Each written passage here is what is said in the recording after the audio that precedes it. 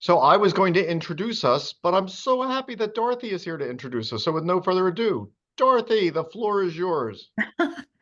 Well, good evening, and thank you so much for coming this evening, whether you're in person or Zooming as I am. My name is Dorothy Sheff, and I was on the Newburgh campus today, so I told Walter it would be more possible for me to get home and Zoom than to drive all the way to Middletown and risk getting in traffic. So, at any rate, it's wonderful to be here. Um, I was last week, I was a Zoomer. So I was part of the bird lecture, and I'm sure that all of you, I know that the numbers are increasing, which is terrific.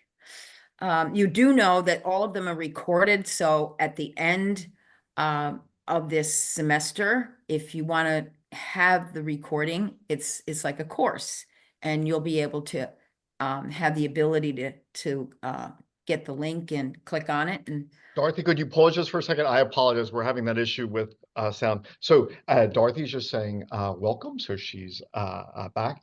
And at the end of this, all of these will be made available in video format if anyone is interested. There is already a playlist which is being added to every week with the recordings, but the closed captioning is being improved. And so that will be available at the end. I'm sorry, Dorothy, go ahead. I also want to thank so many of you who uh, either called me or emailed or texted me, and I am doing very well, and very happy to be back. So it was very heartwarming. I don't mean that as a pun because I'm not very good at puns, but it That was a good was. one anyway. Yes, and because I did the health issue was a heart attack, which totally astonished me. But here I am, and I'm ready for the lecture, and as I'm sure you are. So let's go, Walter. Thank you. Okay, thank you. So if you didn't hear, Dorothy, who is head of cultural affairs, who has organized this and who does, just so much work. She pointed out a serious health issue, and but she's doing great, and she's back, and we're thrilled to see you. She said thank you for all of those who had reached out with, wishing regards. Um, okay, so with Great. that, thank you to Dorothy and Cultural Affairs. And thank you for all of you for coming once again. And as I had pointed out before, you're not alone if you're interested in birds. There are so many people who are, and organizations that help manage the places where you can go birding and hopefully see things, but then also then have hikes. And there was a question earlier. So uh, I am going to be leading. I try to do 2 hikes that I lead per month, sometimes 3. We had one at the AOA farm near Goshen not that long ago. And if you wanted to read about those, I'd be happy to share. I'll get to the Bashkill in a second. But at the Orange County Audubon Society, if you were to go to field trips, there would be the upcoming ones. So the Liberty Loop Trail, October 8th at 5 p.m. I'll be hiking if anyone wanted to. We'll see which ones we see, any migrating birds. The 19th at the Bashkill. I've done over the summer, I did a lot along the Heritage Trail. I try to mix it up in different spots. So the Orange County Audubon Society is not only a place where there are wetlands which are preserved to see these birds, but then also leading hikes. And then the same would be true for the Bashkill Area Association. And so if you're looking for local organizations that support birds and that places where you can go hiking, etc., that you would support. But then also, it's fun to do this in a group. Like you have people. And if you find yourself bird watching alone or in needs, and there's people who share many of your interests that you might enjoy going hiking with or getting to know a little bit better. So by all means, these and many other organizations um, would be great. We meet. Uh, it's called the Boat Launch, right across from the winery on South Road. It's the big place there, and there's an environmental center right up the road, about like a mile and a half, called Meek.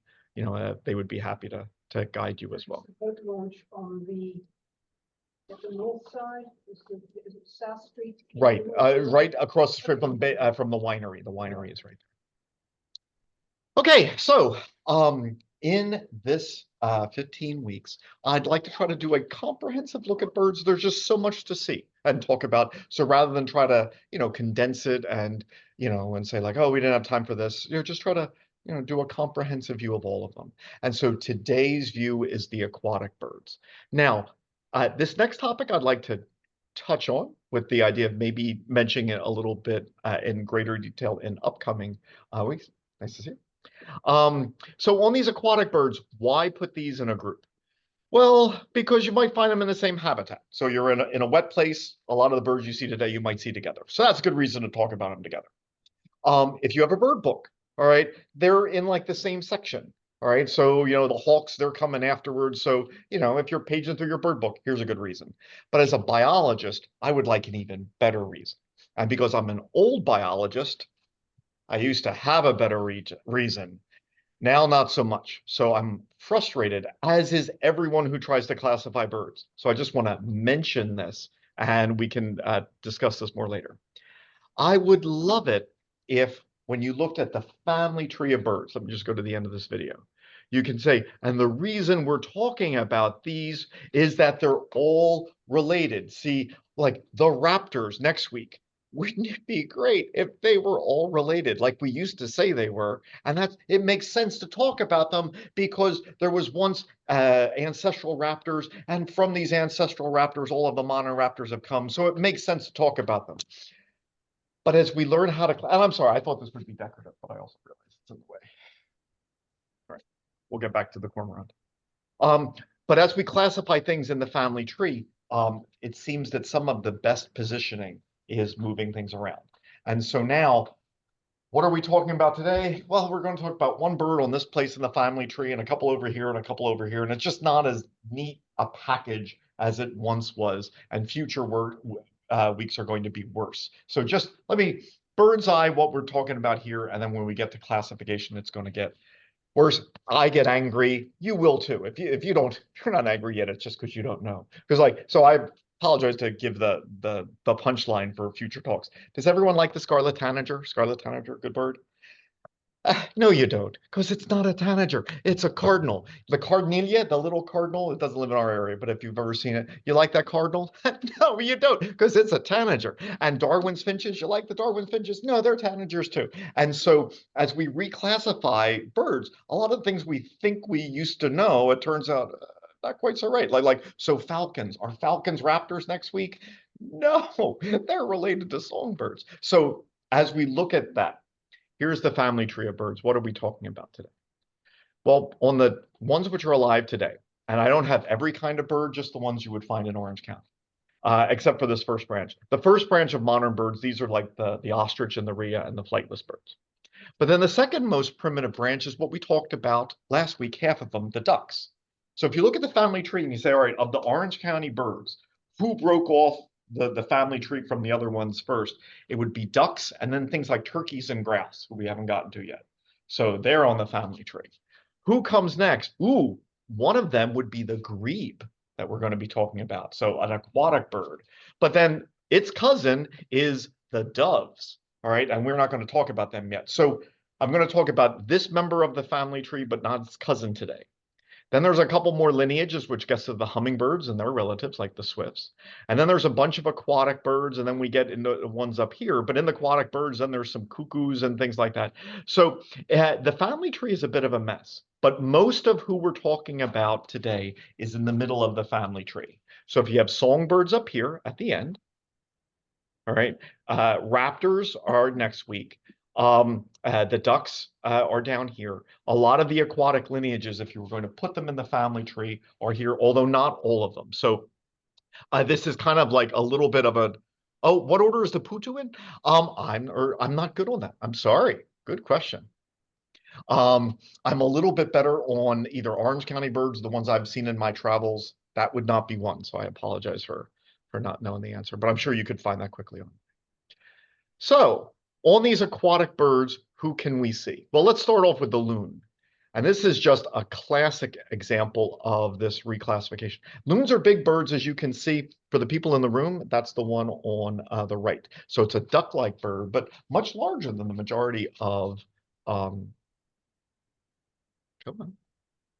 Are its legs longer because it's in water? Ooh, we're getting to that one. Getting to that one. Okay, so here's a loon. You probably won't see this over the summer, because they're going to breed north of us, in northern New York, northern New England, and in Canada. But they do migrate through. And so you can see them in our area.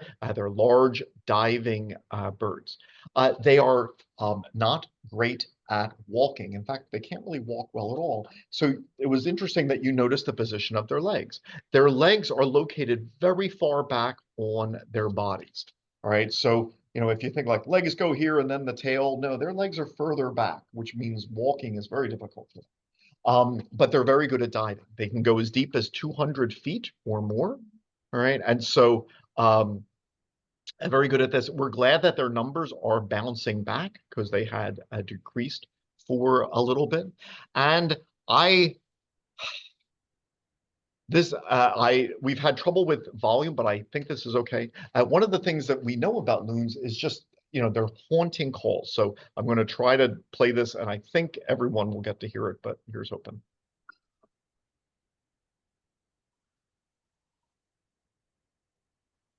Maybe a little.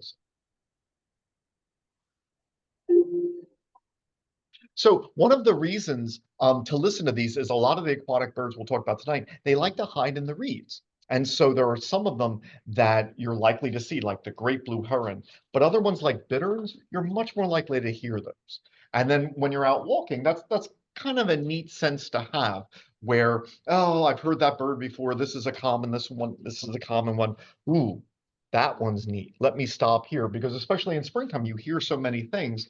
You might not be interested in all of them, but you might be really interested in some of them. So either learning to discern them by ear or using the Merlin app, just going on your phone and saying, Merlin, what am I hearing right now? And you just walk along with it and you say, okay, tough to titmouse making a different sound, Carolina wren.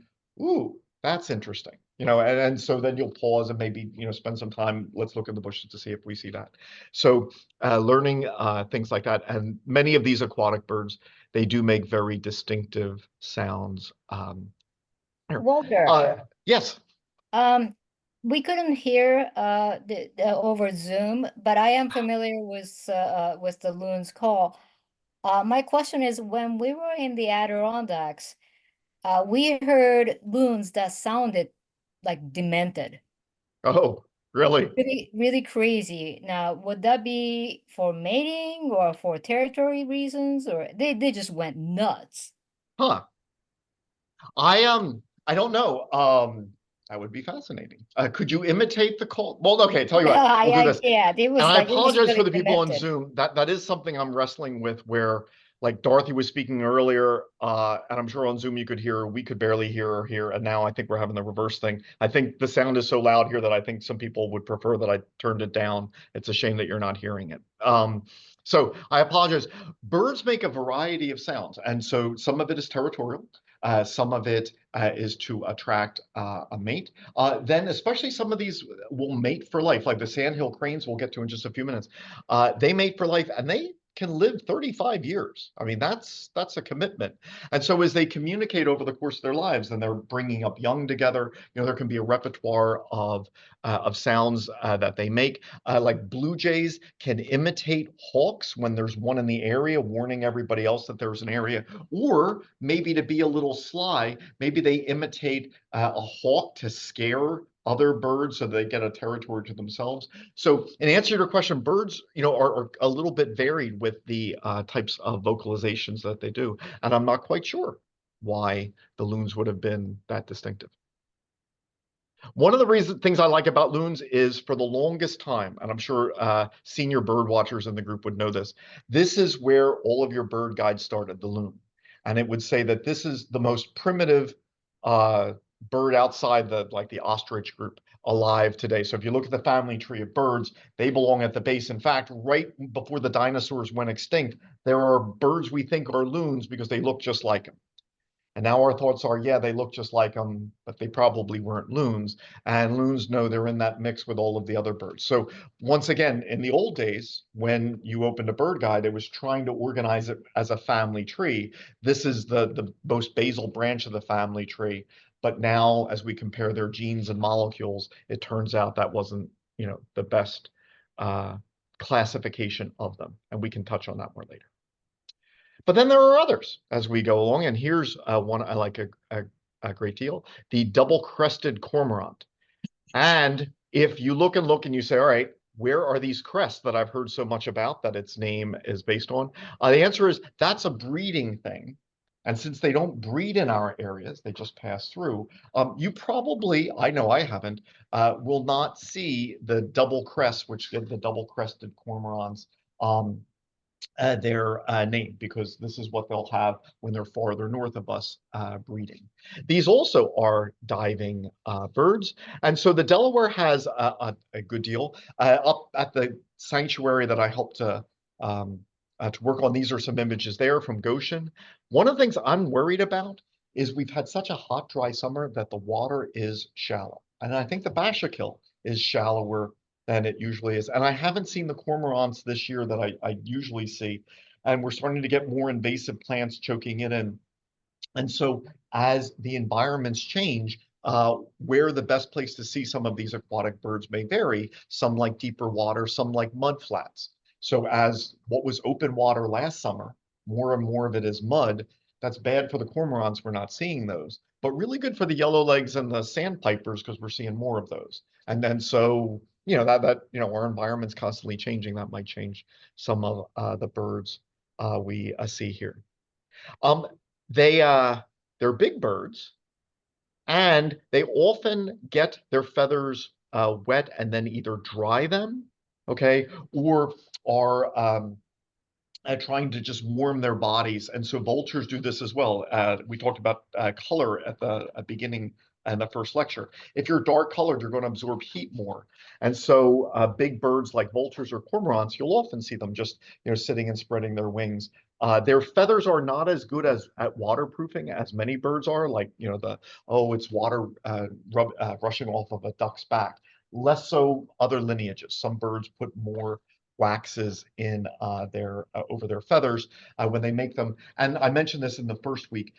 Birds have a gland that no one else has right over their tail, like the posterior part of their tail. And if you watch birds, they'll very commonly bend their neck. And then, it looks like they're just kind of scratching right above their tail feathers, but they're getting some of this oil that then they preen and put all over their feathers. But some birds do it better than others. Cormorants not as good. So having their wings dry is more important. Now, I like to focus on Orange County, all right, but every now and then, if I have another picture, I'll show one. There are 3 kinds of cormorant in the world. We have one. Here is one that only lives on the Galapagos Islands. It is the flightless cormorant. It has given up flight altogether so to be better at diving. Because if you have these big feathers which allow you to fly, they also trap some air. And if you want to dive deep and chase after fish, if you're bringing air bubbles down with you, that's just kind of detracting from your skill as a diver. All right. And so some lineages of birds, penguins would be another one, have sacrificed flight, all right, but they gain something in return. So here's a flightless cormorant here. And, these are big enough birds. Being diving, very often you see them like in the Delaware, you'll just see their heads above the water. I was out on the Delaware last weekend and I was seeing some cormorants, so they're here. Notice like a lot of there you can see it with just its head above the water.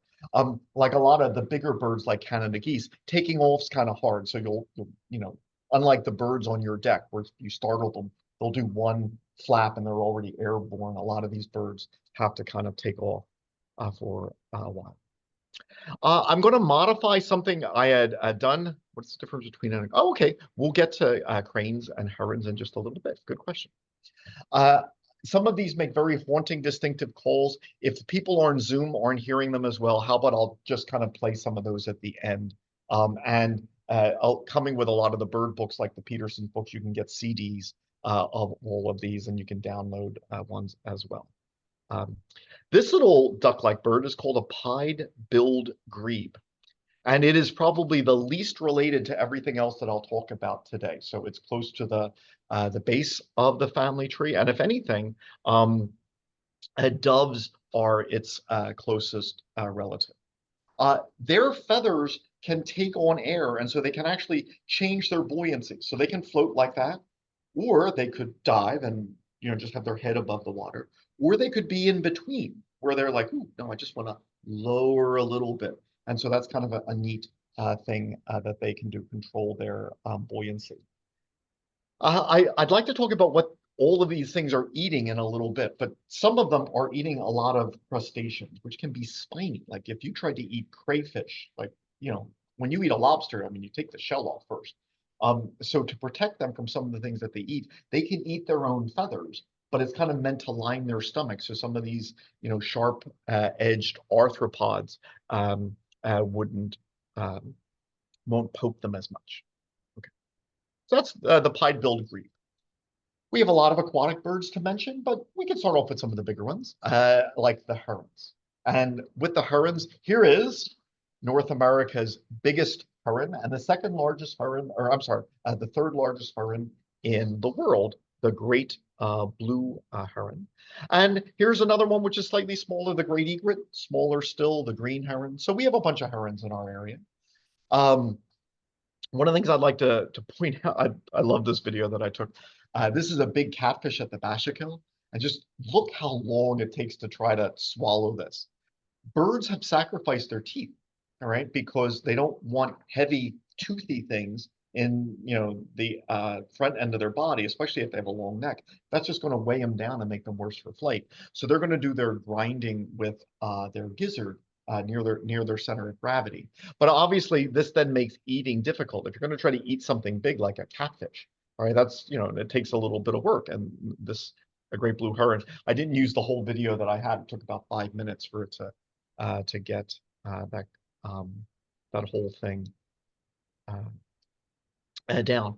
These things are well over 4 feet tall, as you can see. They can have 80-inch wingspans. They nest at the tops of trees, and sometimes even 100 feet or more. All right, so you can see them going very high in the trees. One of the things, they're a very sharp bill, not only allows them to capture things, but also spear things. All right, so a lot of these herons can actually spear some of their prey and ingest them this way. One of the things I like best about the great blue heron, and the other herons too, is their necks. So here was one that I had a trail cam going, and you can see its long neck. It's got this weird kink in it that I would like to talk about. But these necks can have 20 vertebrae, which is a lot longer than you. You have 7 in your neck. Yeah. But so let me try to say this slowly, because this is really unusual. All right, so if you were to take my neck, for example, I got a backbone going along the back, hence the name. And then I have, a trachea and an esophagus here along the front. Okay. But herons have this weird hinge joint between vertebrae 6 and 7. And you can kind of see where the kink is in the chain.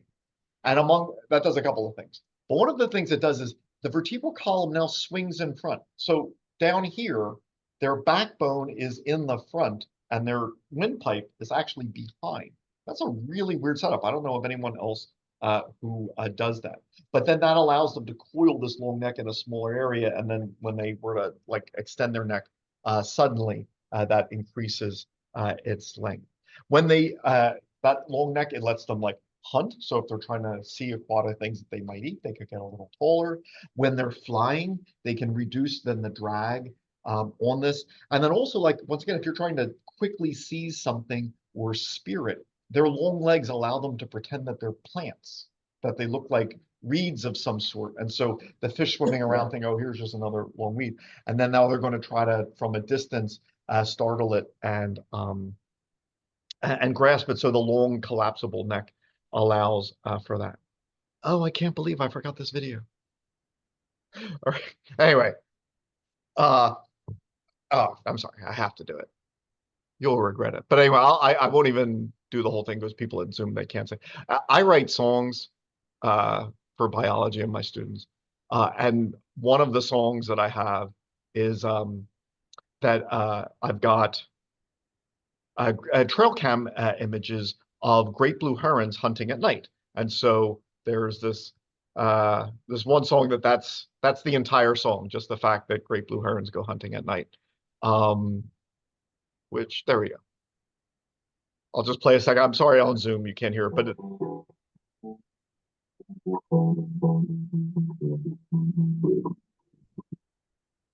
Shadows lengthen at twilight, sunfish best stay out of sight, great blue herons go hunting at night. okay. So Zoom, I'm sorry if you can't hear it, but maybe that's better off for you. I've got on my YouTube channel, I've got songs. But in any case, the rest of the video is a lot of birds go to bed at night, except for owls and other things. But you don't have to. Canada geese can be active at night. Great blue herons can be active at night, and especially during winter, there are times where actually, nighttime is a slightly better time to be active. So, when the sun goes down, they don't have to stop. Yeah, Are you still making the songs right now? I am. Yes. Um, it's migration time, and I will mention migration a couple of times. Great blue herons, they probably will migrate, but they don't have to, especially if it's a milder winter and water doesn't freeze over. So you can see them throughout the winter. So here is from last winter, a frigid, frigid day. All right, but there's a great blue heron hanging out, just kind of fluffing up its body somewhere in there. Right. So here, most of the water is frozen. There was just an open patch in the middle where all the gulls were. But once again, great blue herons will hang around as long as they can find at least some open water to hunt. So we don't have to lose them through migration. Another heron that you're really likely to see are the smaller green herons. Their legs are a little shorter, and so unlike most herons, which are going to kind of wade in deeper water, you're going to see them closer to shore. All right. Their colors can be beautiful or not, and a lot of that depends on just the lighting. And with so many birds, if you were to ask what color is this bird, well, what's the weather today? Well, like even blue jays or bluebirds, like if it's a sunny day, I mean the blue can just be iridescent. On a cloudy day, not so much. It looks like rather grayish, and so the colors of these green herons can be quite striking, or it could just kind of be more of a drab gray. It's not really about them as much as about the light. One of the things I like about them is they can even then stick their head feathers up a lot. Some birds do. Like if you ever see an eastern phoebe, they always look like they have big heads. That's just because that's one of their habits. They tend to have their tail feathers stand on, and these green herons, they can do the same. All right, and so oh, there it is on a little post. Oh, yeah, and it just caught a little fish there, as you can see it eating that. So those are the two most common herons in our area. At this time of year, you might see the second largest heron in our area, the great egret. There are a couple of egrets which you could see here, but this is the biggest, so its large size would help you out. Also, its dark legs and feet would help you out, because some of the other ones, the snowy egret has yellow feet, for example. It's not quite as big as a great blue heron, but still pretty big. And migration is interesting because how do birds migrate? Well, great egrets, they migrate in two phases. So we didn't see them all summer because they didn't lay their eggs here. They didn't raise their young here. They were in Jersey, right? But then their young got big and they said, okay, we're done raising our kids, or maybe the kids grew up and are leaving the nest, time to go. But instead of going south, they said, let's go any which direction. So they go a lot west into like our area, Orange County, and into Pennsylvania. They'll go even north. And then a little later, they'll decide, okay, now let's go south. So they leave their breeding grounds, but they're not going south to where they'll spend the winter yet. They're going to spread out. And that's when we get them. All right. So right now, pretty easy to see them. You can see them. They were very common in Goshen not too long ago. I haven't been seeing them lately. I've been seeing them at the Delaware. There were a couple I saw last weekend. And so these are easy to see, but only in certain times of year because they make this roundabout migration farther south. So great egrets are nice birds here. And a lot of birds, how long will they stay in our area? Well, if there's food, they'll stay longer. All right. And so, if we provide them habitat, we'll get them, staying longer than we otherwise would. There are a few herons, which we can find in our area, which are less common, like bitterns. These are kind of more drab. So if you didn't look closely enough, you might consider them, to be like green herons, which is more drab colored. But we have a couple kinds of bitterns. Here there is a stuffed one here, and they camouflage very well. So they would be among the ones that you'd want to learn what their call sounds like, because you're much more likely to hear them than to see them. Yes. With this bird, why is it a bit different from with shell? Why does it? So they're actually, I know there are at least two kinds of bittern, the great bittern and the least bittern. The least bittern is the only heron which is smaller than green herons. The green herons are the second smallest. There might be a third species as well. Anyone feel free to jump in. So that would be the reason that there can be two different species. So let me just, oh, you could hear it. Oh, good, good, good. Oh, maybe I'll try again then.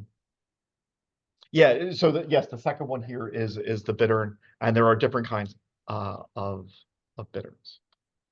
If you were to go to New Jersey, you'd see this one very commonly, which you can rarely see here. It's called the snowy egret.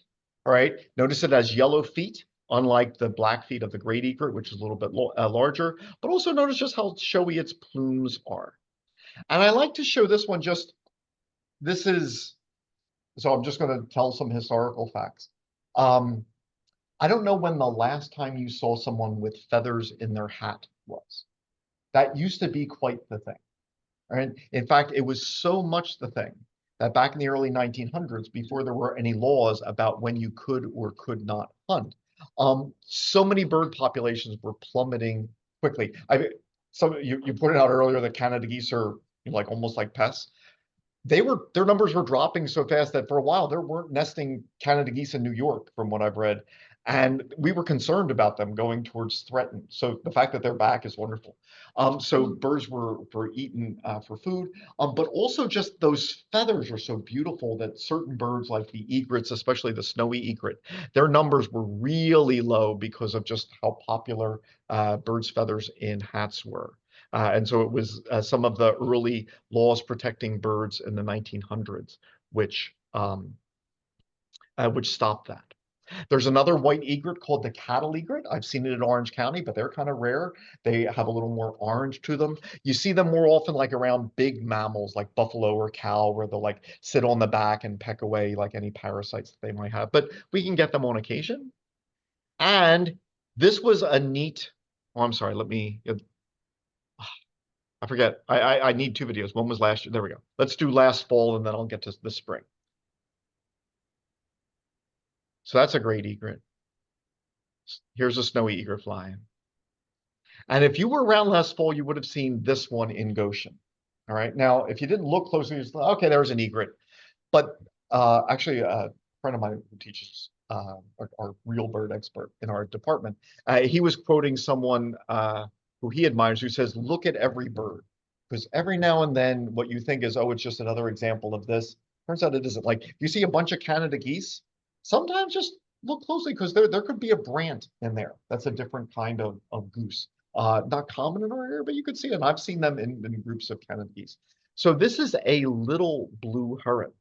And if you say, wait, little blue herons, they're blue. Not when they're immature, though. So immature blue herons are white. So that's what this one is. It has a slight blue in its bill and on its feet.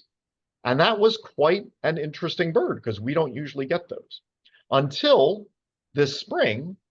And then if you were in Goshen, you would have seen this bird. So really striking, all right, just purplish blue. Once again, this is not normal. This is a Florida bird. All right, maybe like a Carolinas bird. Like, could we get it here? Yes, we could, but it's not something that you expect. But we both saw it last autumn and this spring. And one of the things that we're thinking is, as our climate changes and areas become warmer, or the amount of precipitation change, that we are going to start to get different birds, like the red-bellied woodpecker. That's come north in recent decades. The black vulture has come north. And the fact that we're seeing these might also be indicative of, we come back 20 years from now, and little blue herons might be more commonly seen in Orange County, New York, because in a warming climate, their territories start to change. Was this at 6.5 Station Road? It was. Yeah, so I'm standing on the Heritage Trail, taking these pictures. And so, really, really accessible. Oh, and this is just getting into a little bit of pesticides, which we can talk about later in the semester. Um, while their range is spreading, and that's good, their numbers seem to be decreasing, which is bad. And if we ask why, a lot of things at the tops of food chains, as bald eagles would be that I've talked about, 2 weeks ago, and as all of these guys would be, you're vulnerable to pesticides because if there's pesticides in the water, then the little, aquatic invertebrates, they get some of that. And then the little fish that eat the aquatic invertebrates, they have a little more. So if you measure how much pesticide, how much chemical is in an animal's body, the fish that ate the bugs have a higher level than the bugs had. And then the bigger fish that eat the little fish, they have higher still. So it's called biomagnification. This goes up as you go up the food chain. And so a lot of the aquatic animals, and not to be, I'm sorry, these are tangents. But if you were to just go to the US EPA or the New York EPA and say, can I eat fish that I catch in any lake in Orange County from in unlimited quantities? You'll say, no, there's fish advisories. Like, don't eat anything from this area, in New York, like especially around New York City. But like even in Orange County, like, ooh, could you limit your fish consumption to 1 fish a month? Don't eat these species, these bottom feeders. These are okay.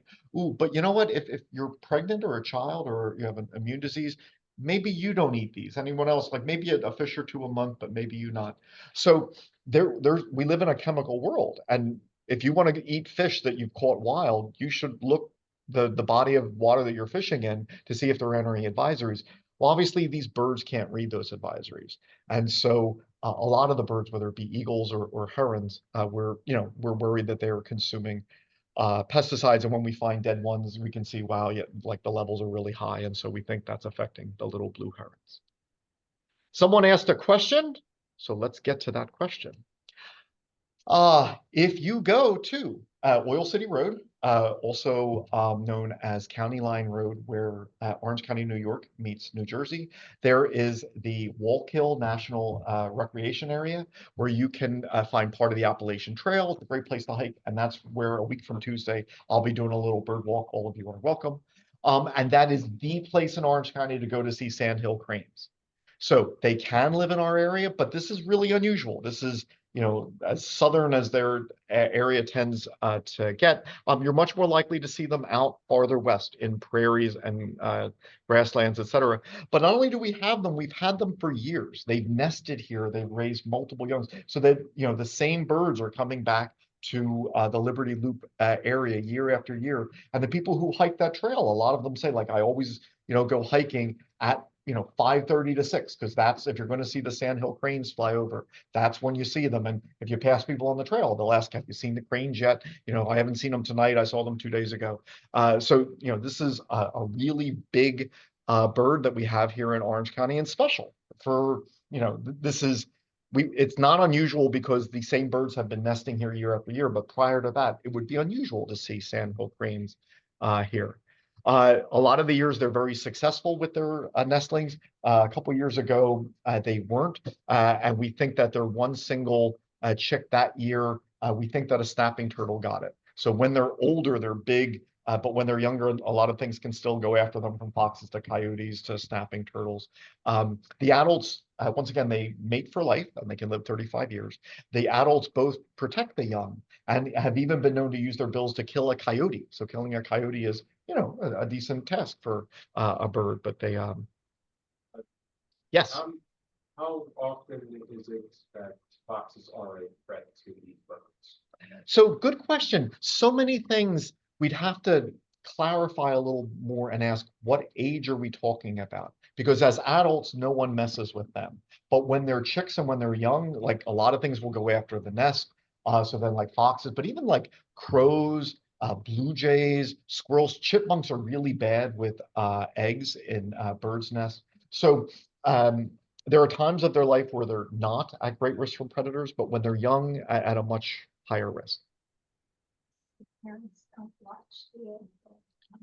Oh, so I think they try, but even like, so for example, the eagle's nest at the Bashik this summer, the two parents were at this one nest, but all of a sudden a rival bald eagle adult came in and just went after the young and killed them while both parents were there. So yes, they would try to be. I don't know that like 100% of the time they are if they're trying to get food for that they're going to feed to the chicks. But even if they're right there, if something like quick darts in and leaves, I'm sure that it's possible to catch things unawares. If you were to ask of all the birds alive today, the species alive today, which are the oldest that we can find fossils of, sandhill cranes are second. 2.5 million years old, there were sandhill cranes on Earth, which is pretty old. There are some more aquatic birds as I start to get into other groups. Relatives of the cranes are called rails. So if you ever hear the saying, "You're as thin as a rail," it's talking about a bird and not like a steel rail like you might find on a railroad track. You very rarely see them because, as you can see, they're thin and they like to hide in aquatic vegetation. And they actually prefer to come out at night. And so you're unlikely to see them. But they do have a distinctive call. And at the end, I'll play a few more of these calls here. They can make lots of babies. They can have up to 18 eggs at a time and do 2 or maybe even 3 broods over a season. So, potentially there could be, a big family of rails that grow up in an area. And now the sandpipers. Okay, so sandpipers include yellowlegs. All right, so they're relatives. The yellowlegs are some of the larger ones. There are larger than this, but we don't see them as often as in our area. And one of the things, it's kind of a bigger wading bird, and its bright yellow legs obviously can help. This is what is often open water, but when the water levels go down, it's more of a mud flat. So like I said, the ducks would hate that, all right, because now they can't, so the dropping water levels affect them. But the sandpipers love that. They love mud flats. And so as the environment changes, there's going to be winners and losers.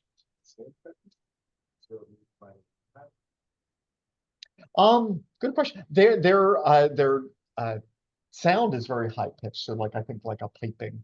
And because they're wading birds, I think you can often see them by the shore, just in the sand as the waves come in and out. So that would be my guess. So here we can see the yellowlegs, and I have songs. I'll hold off on the songs until the end. But one of the yellowlegs is called the greater yellowlegs, and the other one's called the lesser yellowlegs. And I've tried to imagine how each of them feels about their names in songs, but we'll get to that later, or you could go to my YouTube channel and watch that. They look very similar. Okay, now the greater yellowlegs is a little bigger, and if you wanted to tell the difference, other than size, their bills are a little longer, curve up just a little bit, and their ankles are a little thicker. And I know I'm going to have to explain that in a second. But other than that, they're really confusing. So a lot of these sandpipers here, you might think they're all the same, but actually these are all adults. These aren't, adults and kids. The 2 bigger ones are greater yellowlegs, and the 2 smaller ones are lesser yellowlegs, and they just were kind enough to pose together. They're hard to tell apart. And on good days, like if the light isn't right or you can't get close enough, sometimes with birds you say, I think it's the species, but really we could go, a couple of different ways with that. And that's just, how this goes. I mentioned this with the anatomy.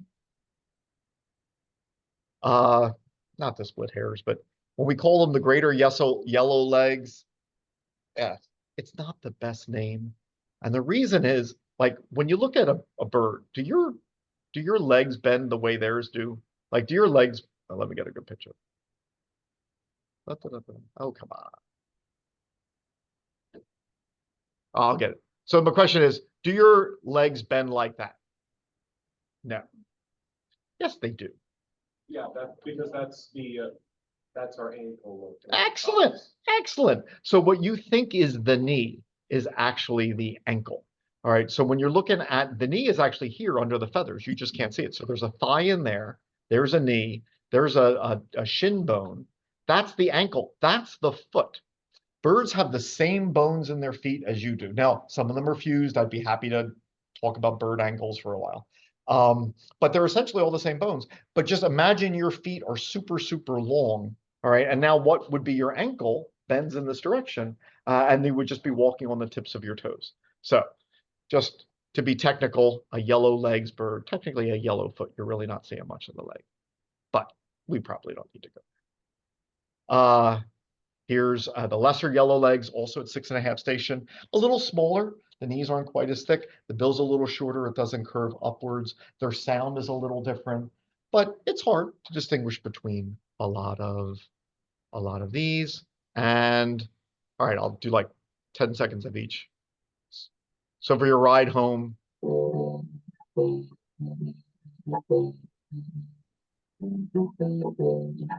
binoculars, each bird watcher begs, give us a peek at those great yellow legs. okay, so we got songs like that. Now these are sandpipers, okay, and then there are a few other sandpipers as well. Some of the sandpipers are actually more closely related to the yellow legs. So just because two are called yellow legs and the three in this video are called sandpipers, you'd think, oh, the sandpipers must all be relatives. Now, the first one, the solitary sandpiper, is actually a close relative of the yellow legs and less closely related to this. It's just, because of their size, that's the name we give them. Yes? Do you think these inconsistencies with categorizing them, that you said, because some of these birds grew up in a similar environment and thus look similar, so we thought they were part of the same species, but they aren't? I think so. I think also just, I like being a biology teacher, I want to say like, ooh, let's classify them based on their familial relationships. But a lot of people just, they wanted to name it based on, it reminds me of this, or like maybe the sandpiper. So I think a lot of, especially with common names, when common names pop up, you don't have to have a whole lot of thought go into a common name. Like it seemed like a cute name, so I gave it to the bird and it became common. So yeah, it could be a variety of reasons, but you're right that as they vary in different habitats, sure, we can see, some now varying in the same way as a distant cousin, sure. So we have sandpipers. This one's easy to identify in summer because males and females have spots. And you'd say, aha, I got you. You're the spotted sandpiper. Look at those bright spots on the chest. Sometimes a little spot of that white stripe on the eye. That can help out as well. Now, unfortunately, at this time of year, the problem is that's a spotted sandpiper. And you say, wait, I don't see the spots. And that's right, outside breeding season, they don't have them. So sorry about that. Fall is sometimes a little harder to do birding than breeding season in summer. But so that is one sandpiper. This one, if you notice, it's more grayer chest, more mottled chest, is what's called a solitary sandpiper. You're less likely to see them in groups compared to the spotted. All right. The stripes on the tail can also give it away. And this, everyone goes in birding at different levels. So if you're a beginner, you're probably not going between the difference between greater and lesser yellow legs. You're just thinking that's a yellow legs, or that's a sandpiper. It would be like once you get more advanced into birding, you're watching how often it bobs its head. And you're like, this one bobs its head a little more than the other one. This one has more prominent stripes on the tail, but it's harder. Yeah. I'll get to that one in a second. So here's the, in autumn right now, the spotted sandpiper doesn't have spots on it. And so it is a little harder to identify. So this would be more of an advanced birding type of thing. Or if you were like, in a group, for an Audubon society, that would work out well. Or my secret, there's lots of different ways to bird, but the way that I tend to do it is I don't take my binoculars and say, what bird is it? I just click all these pictures. And then when I go home, I pull up the picture, I make it big, and then I hold my phone up to it and I say, phone, what bird was that I saw? So just there's different ways. So if you're not an expert birder, your phone is, all right? And then so you could just take pictures of the things you see and then learn them that way. Another strategy. Now, even expert birders hate these guys. These are little sandpipers. In fact, these are so hard, especially if you're by the shore. A lot of birds just call them peeps. They don't even try. What did you see? I saw some peeps. What kind of peeps? I saw peeps. All right, little sandpipers, because they can be like sparrow size. This is the smallest, called the least sandpiper that we get in our area. And I'd like to just point out, because it's just something interesting. Here they are in July, the end of July, which is weird because they don't breed here. So you expect them in the fall migration. Why are they here in July? Can your autumn migration begin in July? Yes, actually. So just because we call it the autumn migration doesn't mean you can't start it in the middle of summer. Some birds, they raise their young in the Canadian tundra and they say, I'm done. I did my job. All right. And so young, you're on your own and I'm going to do whatever I do, including maybe migrating south. In these sandpipers, it's more interesting because unlike most birds where females either do as much care as the males or more, and in many cases, females do almost all of the care. In this species, it's the males that do most. So these are probably all females. They probably said, all right, I laid the eggs. I'm done. Male, you take care of it. And they started flying south. And so in July, we got female least sandpipers. And then a little later, we got the adult males. And then the young that hatched this year probably needed more time to build up the body mass before they were ready to migrate. So you could actually get migration occurring in 3 groups: adult females first, adult males second, and then the juveniles that grew up this year here. But as you can see, this mudflat, once again, the ducks hate that. It was so dry this year, but the sandpipers loved it. And so here, a big group of sandpipers on the mudflats that they love. Here was a weird one. This is an unusual sandpiper called a Dunlin. Its bill curves downwards. So not common, but once again, you take pictures of everything or you look at everything. Be easy to say, oh, another sandpiper.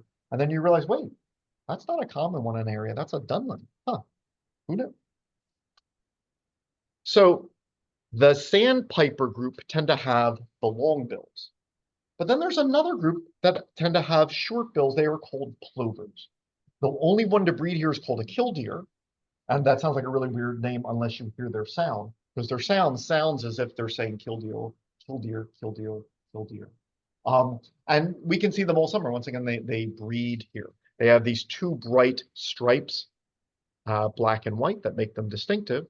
But during migration time, sometimes you can see other ones. Once again, I see killdeer a lot, and I'm tempted, oh, it's a killdeer, it's a killdeer. But if you look close, nope, that one's different. Look, it only has 1 stripe as opposed to 2. That's a semi-palmated plover, just migrating through. All right, so we have resident plovers, and then we have some who can migrate through, like that one. And if you were to ask what is distinctive about killdeer, one of the things I think is just the lengths that they will go to as they parent. Many birds do this, but killdeer are known for this.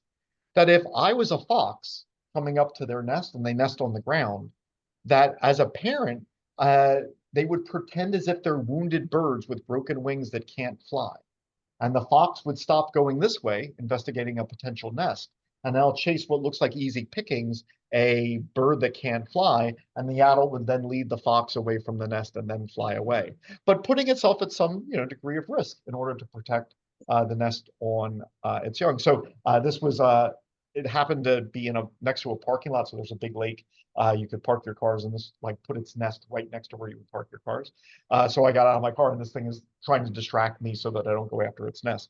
And the bird was fine, but it is trying to give the appearance that it is not. So those are plovers, once again, with killdeer being the most common. A couple of final birds before just some final comments on the aquatic birds. We call these seagulls, but they don't have to be by the sea. All right, a lot of them are. All right, and so if you go to Jersey, I'm sure you have. But you can see them in parking lots. You can see them going after garbage, et cetera. And you can see them in wetlands around here, especially when there's one on a garbage can. This is obviously the ring-billed gull. All right, you can see the black ring around its gull. But we have other ones like herring gulls and the like. And especially in winter, we can get them. And not only can they live here, but a lot of these birds are flying long distances. I mean, some of them are flying over 2,000 miles. I mean, flying 2,000 miles, that takes an awful lot of energy. So A, they need the habitats in Orange County in order to continue this journey. But B, sometimes they need to time it just right. So I live in Pennsylvania, and there's a big lake near where my kids went to school called Lake Wallenpaupack. It's 13 miles long. So big lake. And when the bugs come out in spring, there are just bugs everywhere. Like the bugs there's clouds of them because they're all mating and laying their eggs and then they disappear. And you can see it maybe on the water. Just look at all the little bugs. All right, they come out in mass and they're all just dying now. So the surface of the water is just coated in bugs. And these gulls know that. And every year they time their migration. So they hit Lake Wallenpaupack around the time that the bugs are there. And they just eat as many bugs as they can. And this gives them their energy to go further on. Lots of birds are doing that when they're migrating, they're trying to hit the insects just at the right time where they can eat so much that they can just keep on going. But that's one of the reasons that climate change is a problem, because it's messing with everybody. As the climate changes, the plants are saying, hey, if it's warmer, I'm going to make my leaves at this time rather than this time. And then the bugs say, well, hey, if the plants are doing this at this time rather than this time, we're going to hatch out at this time rather than this time. And now you've got birds coming from a long way, hoping that when they reach this area, that's when they're going to eat so many bugs that they'll be able to migrate and have all this energy to lay a lot of eggs and raise their young. And some of them are missing it, especially the ones that instead of nesting in Georgia for the winter, they're in like northern South America or like Mexico or the Caribbean. They don't know we had a warm, mild winter. They think it was just a regular winter. And when they come back hoping to hit this window, they've missed it. So they'll have fewer resources when they fly north, they'll lay fewer eggs. And so, just our world is in flux. And so all of the animals, they're dealing with this flux in various ways. Two final birds. And the thing that they have in common is their eyes are really far back on the head. We have some there. If you want to just check them out, whenever you choose to leave. So this is the Wilson's snipe. It was once thought to be the common snipe, but then they decided no, that should be another species. And if you've ever, as I have, taken your friends snipe hunting over the summer because it was like a weird practical joke. Oh, okay. Oh, that's cool. The smallest on this table? No, that's a rail. It would be the one on the table you're at. So these are called snipes, and the woodcock is the next one, is its cousin. These bills are super long, but that's a problem. Like that's good for you to get bugs in the mud. You can stick your mouth way in the mud. But while your mouth is in the mud and your mouth is that long, it'd be easy for a predator to come up behind you. And so these birds have moved their eyes farther back on their heads than any other birds, like the woodcock a little farther than the snipe. So much so that their brain is rearranged. There's a part of the brain called the cerebellum that should be here. In these birds, it's under the brain so that the eyes can now kind of take its place in the back. All right, so here we see these woodcocks very often coming out more at night. That's certainly true of the, these are the snipes. Snipes have stripes. You can see the stripes on their head. Their cousin, the woodcock, does not. And you'll probably never see it unless, like late February, early March, you go on a woodcock walk. So like the Audubon Society will put on their, their walk list. Hey, we're doing a woodcock walk right outside Middletown, here this night. And we go and you see the males flying up in the air and then they come down, and I'll go to the end because they keep calling. In shallow crown nests, walk, led on a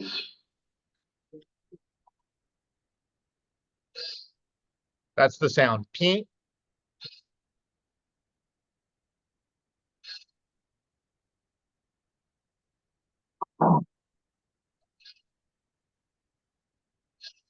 Sounds like a duck whistle. A little. And so one of the things that I still struggle with, but I've come to appreciate, is we have such great wildlife in our area, but a lot of it, it's late February, early March. That's the woodcock walk. All right, you can see woodcocks, you can enjoy that. They just do that beep, beep, beep. It's fun to see them fly up in the air, the males, and come down to impress the females. But if you don't catch it the end of February, beginning of March, wait till next year. And that's the last time you see it. And not just the birds, like spotted salamanders. The first warm night in spring, when it rains, you can see a gazillion spotted salamanders crossing the road going to the Bashkill. But you'll probably never see another one for the rest of the year until that time of year comes again. So when I was younger, I just used to think, oh, birds like the warmer weather. I'll wait for winter to end and then I'll go out bird watching. Not realizing, like, a lot of the birds you just saw, they don't nest here in the summer, the only time that you'll see them is now, all right, when they're going south, or in spring when they're coming back north. So the natural world is always full of surprises, and each season has its own things. And this is a great season to do that. So in these aquatic birds, one of the neat things about aquatic birds, they tend to stay still more than the little tiny songbirds that are in the bushes. So if you're like just practicing with your binoculars, with the ducks and the herons, you're walking along the heritage trail, even if it's a little farther away, though, it'll let you just focus on it for a little bit. This is a great time to get out, do a little more birding than you're used to. We have so many great wetlands in our area. The Bashakil is amazing. The 6.5 Station Sanctuary near Goshen, just 10 minutes away. And then another nice area is the Wallkill National Refuge. The Appalachian Trail goes through it, where I'll be leading a hike a week from Tuesday. The Bashakil, I'll be doing one. Well, I forget whether it's Saturday or Sunday, but once again, all of these field trips you can find. So as we look at birds, I'll do a couple of sounds as we leave. But this was the middle of the bird family tree. We'd like to look at all of the different kinds of birds because there's so many stories to tell. And so most of who we saw today, all right, was in this part of the family tree. Grebes were a little earlier. The ducks were last week, but we looked at the cranes, the rails, the gulls, the loons, the plovers, the herons, the cormorants. Next week is raptors. The week after that is going to just apologies. Everybody else who doesn't fit in a category. So we'll talk about the turkeys from over here, but the hummingbirds from over here, the woodpeckers from over here. So it'll just be like everyone else before we start getting into the songbirds, and we'll have 3 weeks of those. Does anyone have any questions? Yes. Can we determine that birds are related by species depending on what sound they make? So sometimes. But often not, because very often what the sounds are meant to do is say, hey, I'm migrating, you belong in my group. But more than that is, hey, females, you want to mate with me and not with that one. And so birds are most likely to have hybrid offspring that don't do well if they're mating with their cousins. So that would even be a drive, like the more closely related they are, that would be even more of a drive to have a different call, because you probably look like your cousins, but you'd like the females of your group to recognize the males of your group, while the females of that other group recognize that. So then that would almost be a drive to exaggerate the differences with your close relatives. So you're less likely to mate with the ones who you could actually probably have some hybrid offspring. Okay. Good call. Thank you so very much for coming. It is such a wonderful time to be outside. I hope you get to enjoy the great wildlife around us. We have some birds here if you'd like to look. I'll have a couple things playing in the background. Any questions at home? Can we I go? have two questions. Yes, what are your questions? What's that white sandpiper I mentioned in the chat? The white sandpiper in the chat. Okay, let me go to the chat.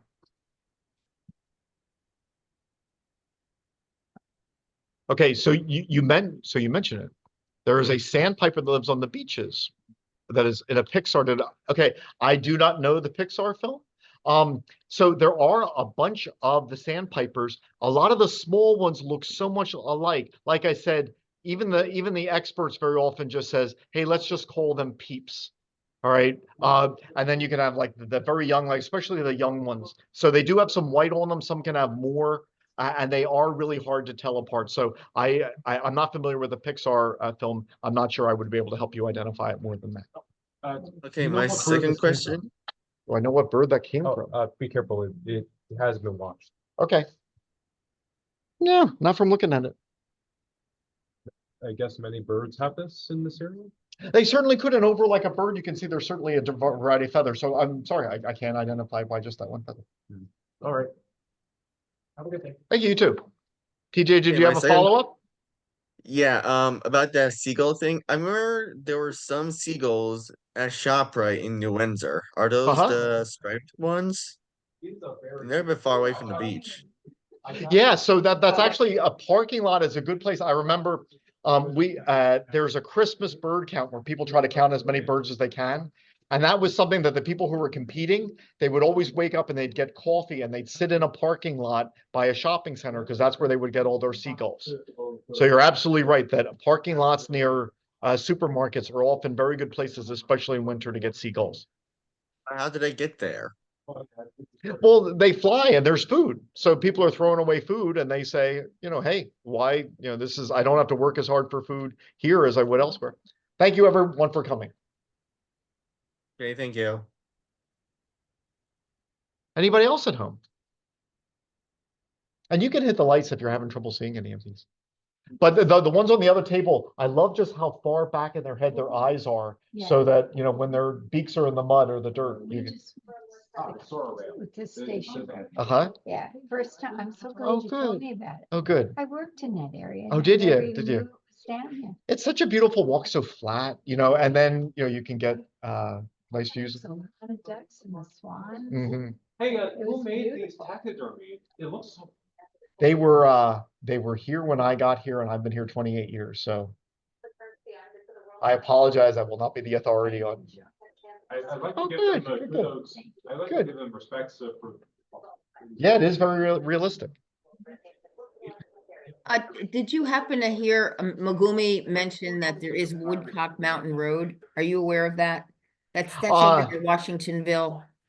I am not. No. I can't think of any ponds on that road.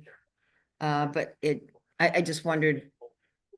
I know, forgive me. I just know how to get there. We do a Woodcock walk with the Audubon every year. Okay. I'm betcha it's in that area. It's as you leave. Yeah, there's several roads that have similar names there. Okay. Yeah. Okay. I'm sorry. I may Okay. have been on there looking for woodcocks, Yeah. but I don't know the name of the road. Okay. No, this was wonderful as usual. Thank you. No, this was a lot of fun. It sure was. Thank you. Oh, and Dorothy, I'm so glad to see you. Welcome Oh, back. thank you. So am I. Okay. Well, we'll see everyone soon. Okay. Yes, we will. Thank you. Raptors next week.